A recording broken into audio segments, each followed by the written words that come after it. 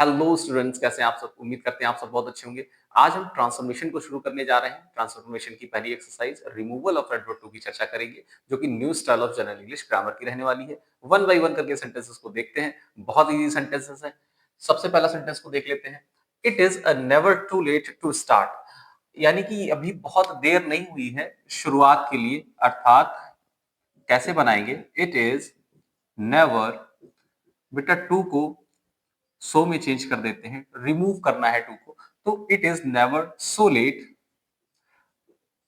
That one. बेटा यहाँ पे सब्जेक्ट नहीं दे रखा कि कोई स्टार्ट नहीं कर सकता, तो सब्जेक्ट के लिए हम वन का यूज करेंगे। One can not start. Clear है? हाँ, it is never so late that one can not start. अगला देखिए, he is too strong not to win the game. वो इतना ज्यादा स्ट्रॉन्ग है, वो गेम नहीं जीत सकता। अर्थात वो इतना स्ट्रॉन्ग है कि वो गेम जीत सकता है। कैसे बनाएंगे? He is so strong that he will win the game. He will win the game. Clear? He is so strong that he will win the game. देखिए, ट्रांसफॉर्मेशन में सबसे ज्यादा जरूरी क्या है? अर्थ आपका नहीं बदलना चाहिए। जो रिमूवल टू के बाद आपका अर्थ आ रहा है वही उसके पहले आना चाहिए।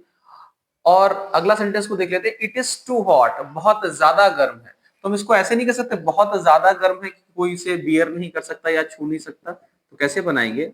It is so hot that one can not bear it. अगर आप इतना नहीं लिख सकते तो आप सीधे सीधे कह सकते हैं इट इज एक्सट्रीमली हॉट। हाँ, it is so hot that one can not bear it. कोई इसे बियर नहीं कर सकता। अगला देखिए, they are too dishonest not to take a bribe. वो इतने ज्यादा डिसऑनेस्ट हैं, बेईमान हैं, वो घूस नहीं लेंगे। अर्थात कहने का अर्थ ये है कि वो इतने ज्यादा बेईमान हैं कि वो घूस ले लेंगे। बनाते हैं जल्दी से। दे आर, टू को बेटा सो में चेंज कर देंगे। सो dishonest that they will take a bribe. They will take a bribe, यानी वो घूस ले लेंगे। अगला देखिए, Ujjwal is too cute not to be loved by all. Ujjwal इतना ज्यादा क्यूट है, क्या वो सबके द्वारा पसंद नहीं किया जाएगा? बिल्कुल किया जाएगा। तो कैसे? बिल्कुल सेम इसी तरीके से बना देंगे। Ujjwal is so cute that, Ujjwal के लिए क्या यूज करेंगे? Subject he will be loved by all. Clear? हाँ, Ujjwal is so cute that he will be loved by all. अगला देखिए, he is too weak to walk. बहुत इजी सेंटेंस है। वो बहुत ज्यादा कमजोर है दौड़ने के लिए, अर्थात वो इतना ज्यादा कमजोर है कि वो दौड़ नहीं सकता। ही was so week, he was so weak that he could not. हाँ बेटा, जब यहाँ पे पास फॉर्म दे रखी होती तो यहाँ पे कुड का प्रयोग करते हैं। He was so weak that he could not walk. Clear? हाँ। अगला देखिए, he is too slow to win the race. बहुत इजीली बन जाएगा। He is so slow that he can not win the race. सही है। अगला देखिए, he is too foolish to win the election. वो इतना ज्यादा मूर्ख है, वो बहुत ज्यादा मूर्ख है इलेक्शन जीतने के लिए। अर्थात वो इतना ज्यादा मूर्ख है कि इलेक्शन नहीं जीत सकता। He is so foolish that